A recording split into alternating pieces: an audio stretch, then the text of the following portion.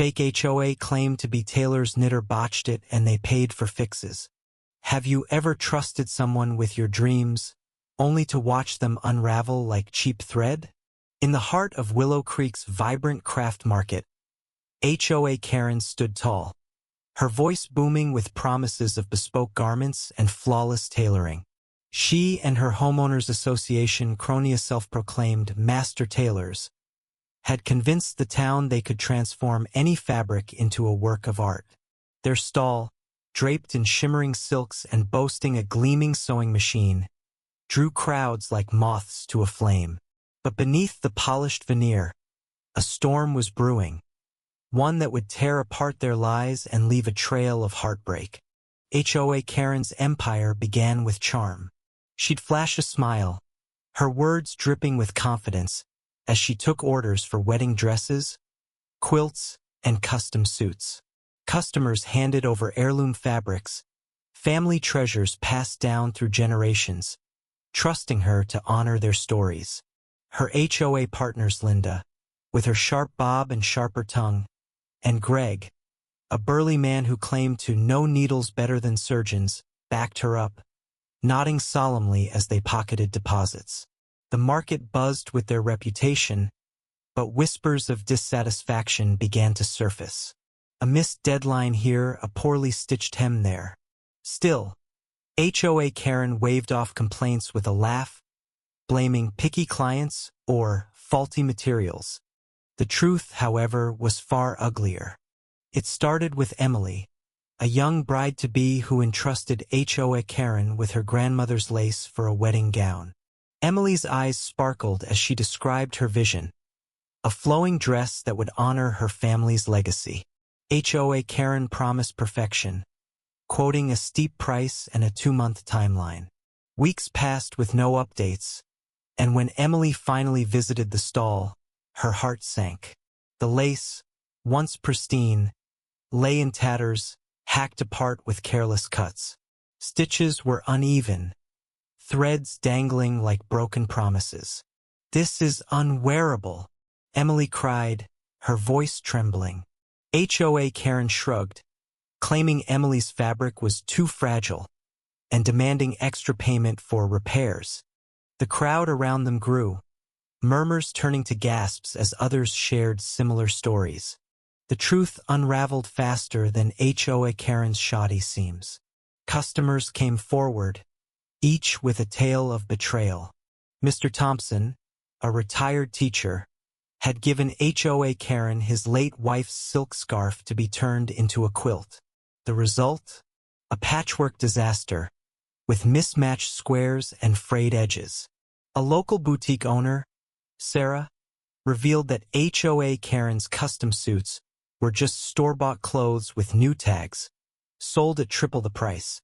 The HOA's tailoring operation was a sham. They had no skills, no training, just a knack for deception. But the real twist came from an unexpected source. Clara, a quiet elderly woman who'd been lingering at the market's edge, watching the chaos unfold. Clara, it turned out, was no ordinary bystander. Decades ago, she'd been a renowned seamstress. Her work featured in fashion magazines before she retired to Willow Creek. She'd kept her skills hidden, content to knit scarves for charity. But when she heard HOA Karen's boasts, something snapped. "I couldn't stand by while they ruined people's treasures," Clara later said. She approached Emily, offering to repair the ruined lace gown for free. As word spread, others brought their botched projects to Clara, who worked tirelessly in her small cottage, her hands steady and sure. Her kindness exposed HOA Karen's lies, but it also set the stage for a confrontation that would shake the town. The showdown came at the annual Willow Creek Craft Fair, where HOA Karen's stall was packed with eager customers, unaware of the growing unrest. Emily, now wearing a stunning gown restored by Clara, marched to the stall with a crowd behind her. Mr. Thompson held his mended quilt. Sarah clutched her evidence of fake suits, and dozens more carried their ruined projects. "You lied to us," Emily shouted, her voice cutting through the market's hum. HOA Karen's smile faltered, but she doubled down, accusing the crowd of sabotaging her work. Linda sneered, calling them ungrateful, while Greg tried to slip away, only to be blocked by an angry vendor. The tension exploded when Clara stepped forward, her frail frame belying her fierce resolve. She held up a pair of knitting needles, their tips glinting in the sunlight, and challenged HOA Karen to a public demonstration. "If you're a tailor, prove it," Clara said, her voice calm but unyielding.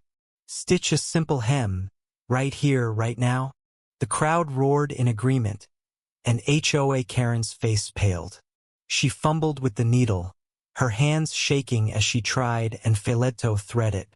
The fabric slipped, the stitches unraveled, and the crowd's gasps turned to jeers. Linda and Greg, cornered, stammered excuses, but the truth was clear. They were frauds. HOA Karen's empire crumbled in that moment. The crowd demanded refunds, but her stall was nearly empty. Most of the money had been spent on flashy displays and fake credentials.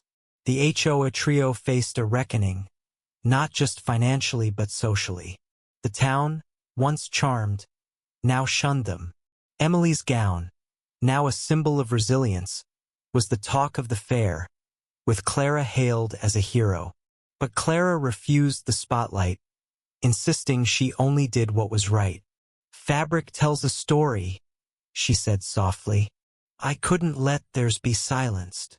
In the aftermath, the market transformed. Vendors banded together, offering free workshops to teach real sewing skills.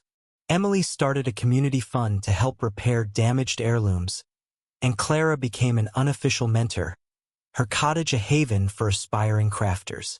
HOA Karen and her crew faded into obscurity, their names synonymous with deceit.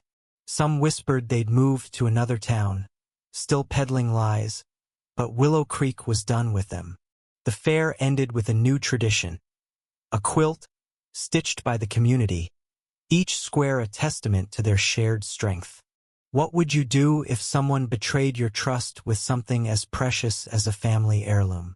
Willow Creek learned the hard way that truth, like a well-sewn seam, holds strong under pressure. Share your thoughts. Where do you draw the line between forgiveness and accountability?